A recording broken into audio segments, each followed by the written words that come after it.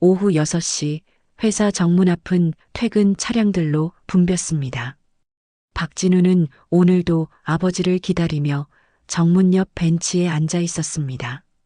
초등학교 5학년인 진우에게 이 시간은 일상이었습니다. 학원 대신 아버지 회사 앞에서 기다리는 게 더 좋았습니다. 아버지 박상철은 이 회사에서 경비로 일했습니다. 낡은 제복을 항상 깨끗하게 다려 입고 지나가는 사람들에게 정중히 인사했습니다. 진우는 그런 아버지가 자랑스러웠습니다. 어서 오십시오. 아버지의 목소리가 들렸습니다. 진우가 고개를 들자 검은색 세단 한 대가 정문 앞에 멈춰 섰습니다. 차창이 내려가고 중년 남자가 얼굴을 내밀었습니다. 야, 경비. 남자의 목소리는 날카로웠습니다. 네, 본부장님. 아버지가 모자를 벗으며 허리를 숙였습니다. 내 차 앞에 왜 서 있어? 비켜. 죄송합니다. 지금 막 차량 출입 확인을. 확인은 무슨? 경비 주제에 감히 내 차를 막아? 남자는 차에서 내렸습니다. 명찰에는 본부장 최동규라고 적혀 있었습니다. 내가 사람인 줄 아냐? 어디서 감히 나한테 절차를 들이대? 진우는 숨을 멈췄습니다. 주변 사람들이 하나둘 멈춰서서 이쪽을 바라봤습니다. 아버지는 고개를 더 깊이 숙였습니다. 손에 든 모자가 구겨졌습니다. 죄송합니다. 다음부터 정신 차려. 월급이 아까워서 안 자르는 거야. 최동규가 차에 올라타고 떠났습니다. 아버지는 한참 동안 그 자리에 서 있었습니다. 등이 굽어 보였습니다. 진우는 벤치에서 일어나지 못했습니다. 가슴이 답답했습니다. 아버지가 왜 사과해야 하는지 이해할 수 없었습니다. 진우야. 아버지가 다가왔습니다. 얼굴엔 웃음을 띄우려 애쓰는 표정이었습니다. 오래 기다렸지? 집에 가자. 아빠, 괜찮아. 아빠는 괜찮아. 하지만 괜찮지 않았습니다. 집으로 가는 버스 안에서 아버지는 한마디도 하지 않았습니다. 진우도 말을 꺼내지 못했습니다. 며칠 뒤 아버지는 해고 통지서를 받았습니다. 근무 태만으로 인한 계약 해지. 서류에는 그렇게 적혀 있었습니다. 진우는 알았습니다. 이건 최동규가 내린 명령이라는 걸. 성실하게 일해도 고개를 숙여도 사람은 무시당할 수 있다는 걸. 그날 밤 진우는 창문 밖을 바라보며 생각했습니다. 언젠가 저 자리를 바꿔놓을 거예요. 작은 주먹이 이불을 움켜쥐었습니다. 분노와 수치심 그리고 무력감이 뒤섞인 감정이 가슴속에 자리 잡았습니다. 20년이 흐른 뒤에도 그날의 기억은 사라지지 않았습니다. 20년이 흐른 지금 박진우는 35살이 되었습니다. 해외 MBA를 마치고 대기업 전략팀에서 근무했습니다. 성과도 좋았고 승진도 빨랐습니다.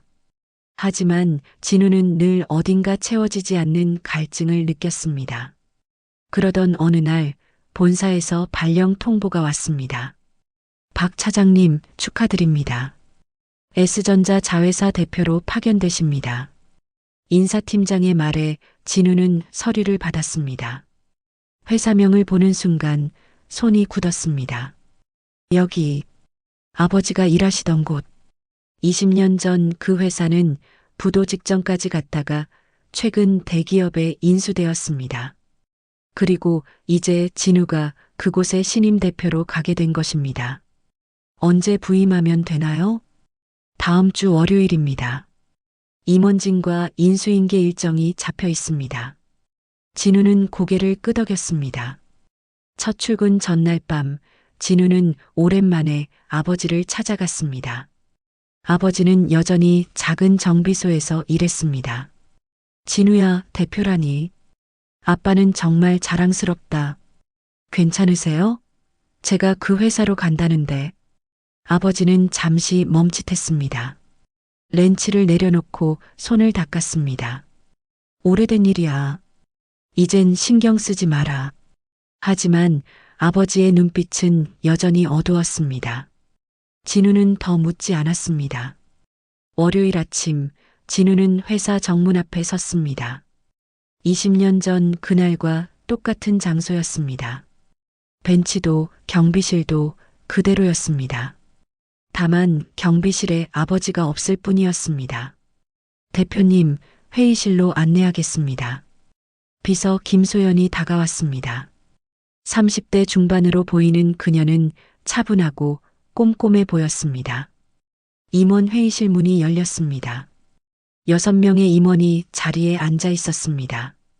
진우는 명단을 훑어봤습니다. 그리고 한 이름에서 멈췄습니다.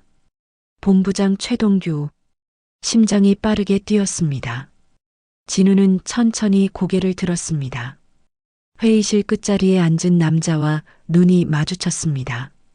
나이가 들었지만 그 눈빛은 그대로였습니다.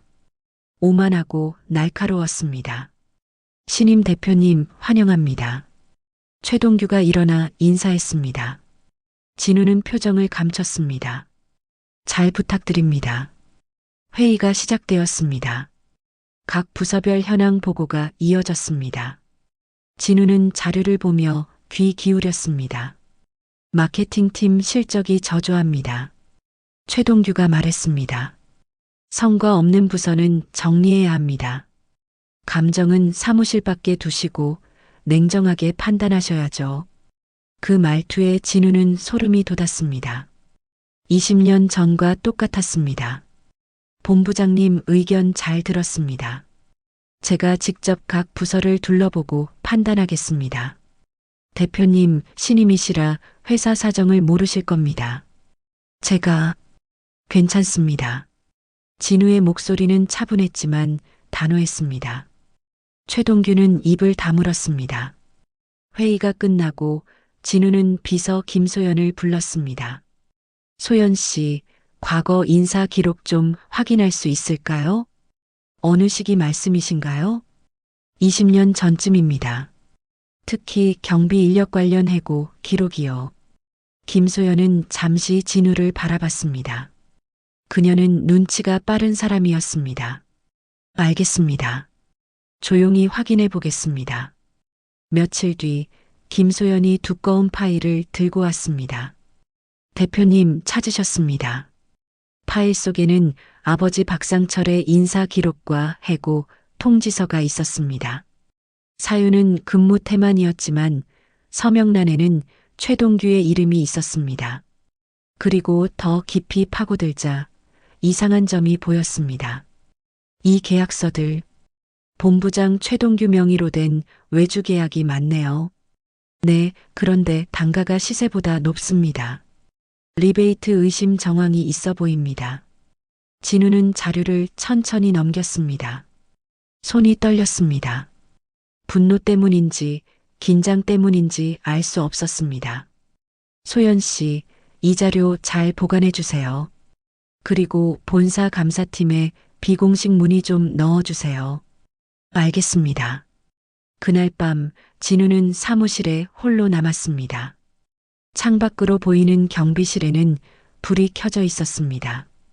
진우는 스스로에게 물었습니다. 이건 정의인가 복수인가? 아버지의 목소리가 떠올랐습니다. 진우야, 사람을 밟고 올라가면 꼭 미끄러지게 돼.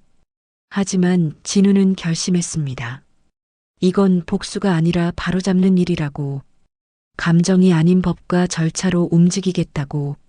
아버지, 전 아버지처럼 고개 숙이지 않을 겁니다. 진우의 눈빛이 차갑게 가라앉았습니다. 본사 감사팀이 움직이기 시작했습니다. 진우는 서두르지 않았습니다. 감정적으로 움직이면 오히려 허점을 드러낼 수 있었습니다. 그는 변호사 친구 이준혁을 만났습니다. 진우야, 이 자료면 충분해. 하지만 조심해. 상대가 오래 버틴 사람이면 뒤가 있을 거야. 알아. 그래서 철저하게 준비하려고. 좋아. 내가 법적 검토는 해줄게. 혹시 모를 반격에 대비해. 진우는 고개를 끄덕였습니다. 회사로 돌아오자 분위기가 미묘했습니다. 복도에서 마주친 직원들이 눈을 피했습니다. 무언가 소문이 돈 것 같았습니다.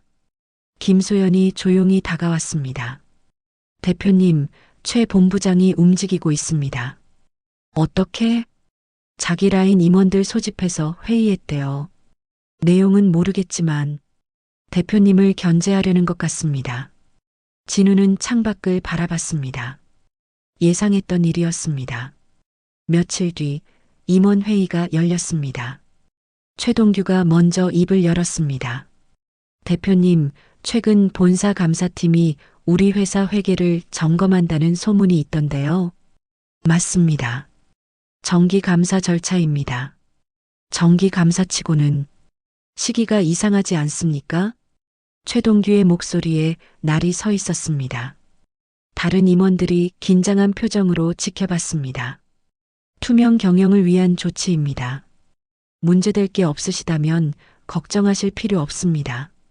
대표님이 절 견제하시는 겁니까? 본부장님이 떳떳하시다면 감사는 오히려 기회 아닙니까? 회의실이 조용해졌습니다. 최동규가 자리에서 일어났습니다. 대표님, 전 이 회사에서 20년을 일했습니다. 누가 감히 제 자리를 넘봅니까? 앉으십시오, 본부장님. 진우의 목소리는 낮았지만 무게가 있었습니다. 최동규는 천천히 자리에 앉았습니다. 하지만 그의 눈빛은 위협적이었습니다. 회의가 끝나고 진우는 혼자 남았습니다. 김소연이 들어왔습니다. 대표님, 괜찮으세요? 응, 괜찮아. 최 본부장이 예전에도 자기 방해하는 사람들 다 밀어냈대요. 조심하셔야 합니다. 진우는 고개를 끄덕였습니다. 그는 이미 알고 있었습니다. 아버지도 그렇게 밀려났다는 걸. 그날 저녁 진우는 아버지를 찾아갔습니다. 정비소 문을 열자 아버지가 차 밑에 누워 작업 중이었습니다. 아빠, 진우야. 왔니? 아버지가 일어나 손을 닦았습니다. 얼굴에 기름때가 묻어 있었습니다. 아빠, 최동규라는 사람 기억하세요? 아버지의 손이 멈췄습니다. 왜 갑자기 그 사람 얘기를? 그 사람이 아직 그 회사에 있어요. 본부장으로요. 아버지는 천천히 걸레를 내려놓았습니다. 진우야, 내가 무슨 생각하는지 아빠는 알아. 전 그냥 복수하려는 거지. 진우는 대답하지 못했습니다. 진우야. 아버지가 진우의 어깨에 손을 올렸습니다. 사람을 밟고 올라가면 꼭 미끄러지게 돼. 복수는 나중에 내 마음만 망가뜨려. 하지만 아빠는 억울하셨잖아요. 아무 잘못도 없이 해고당하셨잖아요. 그래, 억울했지. 하지만 이제 다 지난 일이야. 진우는 고개를 저었습니다. 전 아빠처럼 고개 숙이지 않을 겁니다. 진우야, 아빠, 이건 복수가 아니에요. 바로잡는 거예요. 진우는 돌아섰습니다. 아버지의 목소리가 뒤에서 들렸습니다. 진우야, 내가 다치지 않았으면 좋겠구나. 진우는 문을 열고 나왔습니다. 밤 공기가 차가웠습니다. 그는 차에 올라타 핸들을 잡았습니다. 손이 떨렸습니다. 분노 때문인지 두려움 때문인지 알 수 없었습니다. 휴대폰이 울렸습니다. 이준혁이었습니다. 진우야, 자료 검토 끝났어. 이거 확실해. 감사팀 넘기면 바로 징계 들어갈 거야. 고마워. 근데 진우야, 진짜 괜찮은 거야? 한번 시작하면 돌이킬 수 없어. 진우는 잠시 침묵했습니다. 괜찮아. 이미 시작했어. 전화를 끊고 진우는 룸미러를 통해 자신을 바라봤습니다. 이제 되돌릴 수 없어. 끝까지 가야 해. 그는 시동을 걸었습니다. 어둠 속으로 차가 움직였습니다. 감사팀의 조사가 마무리되었습니다. 진우는 본사로부터 최종 보고서를 받았습니다. 두꺼운 파일 속에는 최동규의 비리 증거가 명확히 정리되어 있었습니다. 대표님, 이사회에서 징계위원회 소집을 결정했습니다. 본사 인사 담당 상무의 목소리가 전화기 너머로 들렸습니다. 언제입니까? 이번 주 금요일입니다. 임원 전원 참석 예정이고요. 진우는 전화를 끊고 창밖을 바라봤습니다. 비가 내리기 시작했습니다. 김소연이 노크했습니다. 대표님, 최 본부장이 찾아오셨습니다. 들어오시라고 하세요. 문이 열리고 최동규가 들어왔습니다. 그의 얼굴은 창백했습니다.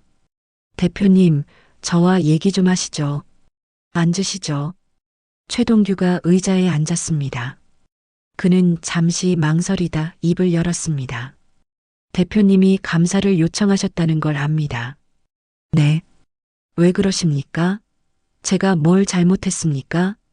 진우는 천천히 서랍을 열었습니다. 오래된 인사 기록 파일을 꺼냈습니다. 본부장님, 박상철이라는 경비원 기억하십니까? 최동규의 눈빛이 흔들렸습니다. 누구요? 20년 전에 이 회사 정문에서 일하셨던 분입니다. 본부장님이 직접 해고하셨죠. 그건 제 아버지입니다. 회의실이 조용해졌습니다. 빗소리만 창문을 두드렸습니다. 최동규는 입술을 떨었습니다. 그래서 복수하려는 겁니까? 복수가 아닙니다. 본부장님이 저지른 일을 바로잡는 겁니다. 진우는 감사보고서를 최동규 앞에 놓았습니다. 리베이트 계약, 허위 경비 청구, 직원 부당해고, 모두 본부장님 서명이 있습니다. 최동규는 서류를 보지 않았습니다. 그는 고개를 떨어뜨렸습니다. 대표님, 한 번만 봐주십시오. 제게도 가족이 있습니다.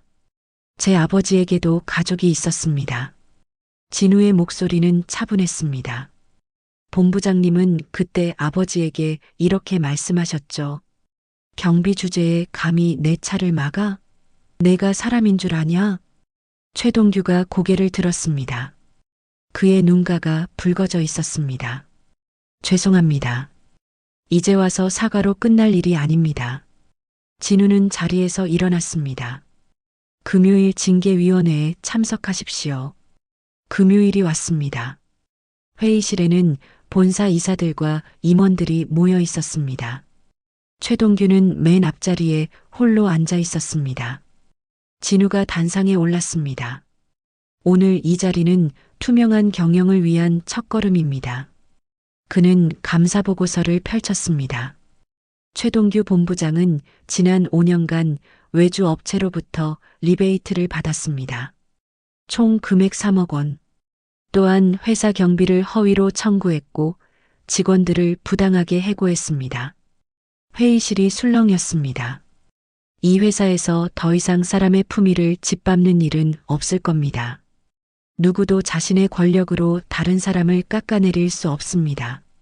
진우는 최동규를 바라봤습니다. 본부장님, 할 말씀 있으십니까?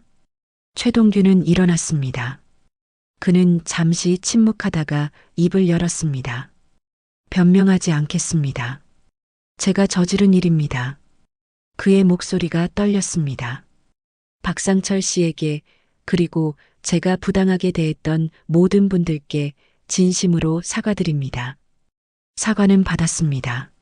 하지만 책임은 지셔야 합니다. 이사회 의장이 결정문을 낭독했습니다.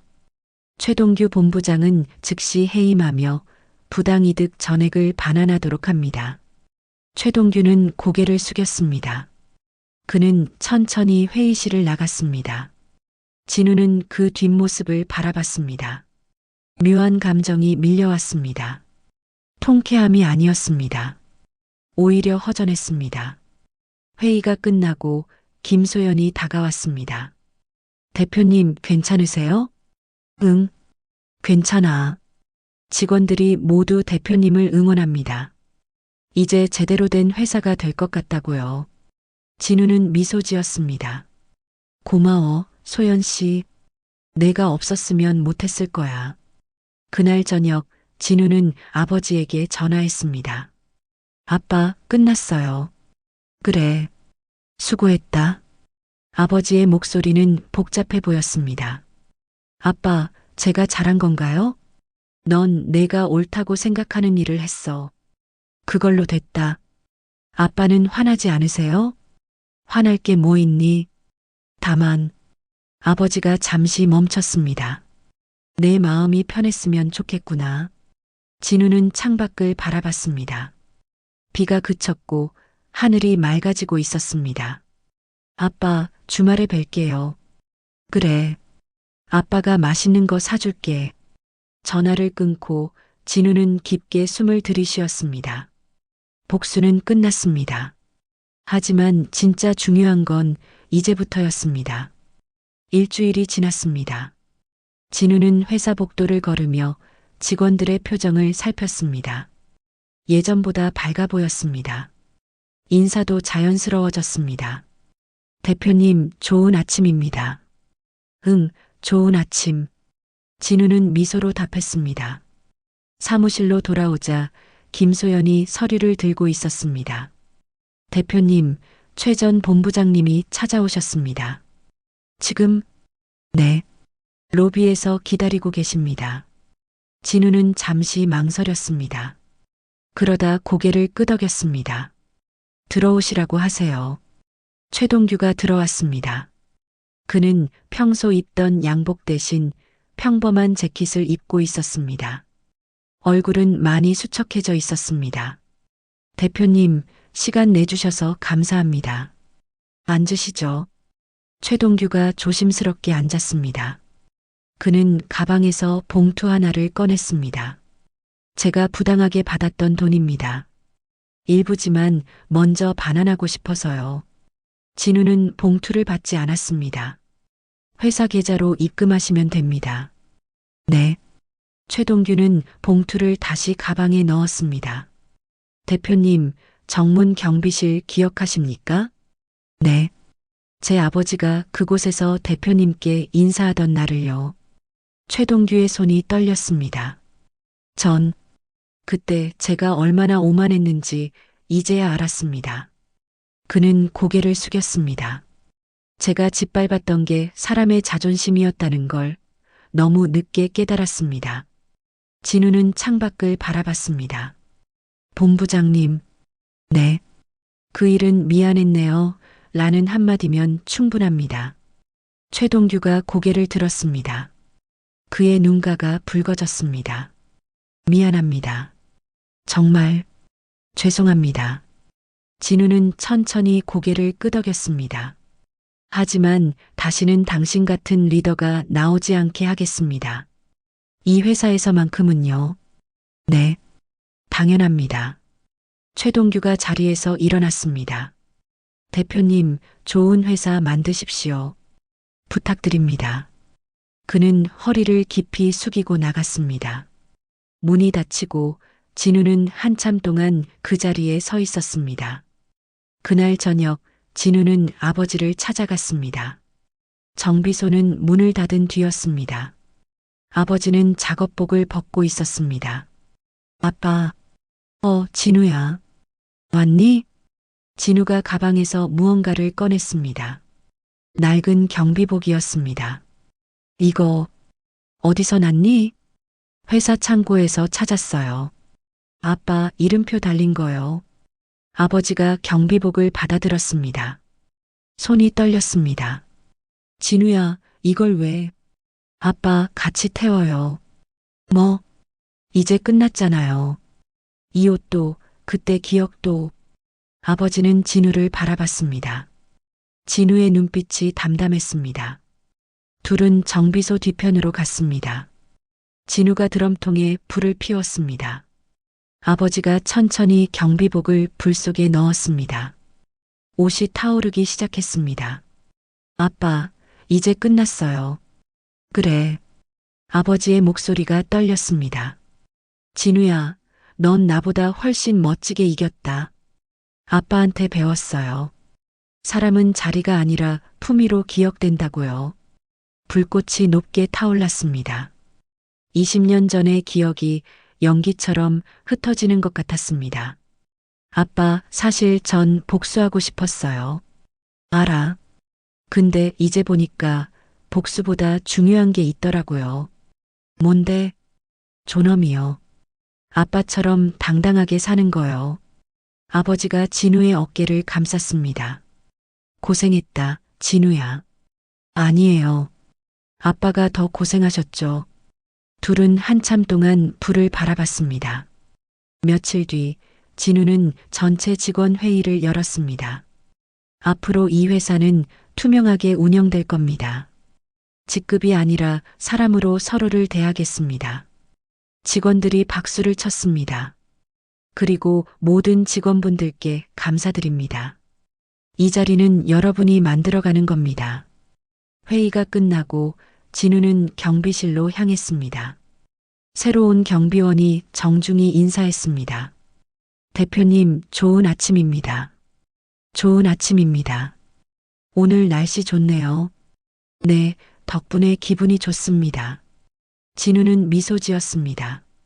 그리고 문득 20년 전 아버지의 모습이 떠올랐습니다.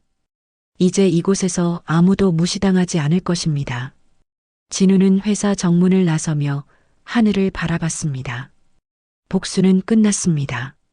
하지만 더 중요한 것을 얻었습니다. 사람을 낮춘 자리는 오래가지 않습니다. 하지만 품위를 지킨 자의 이름은 오래 남습니다. 진우는 그걸 아버지에게 배웠습니다. 그리고 이제 이 회사에 남길 것입니다.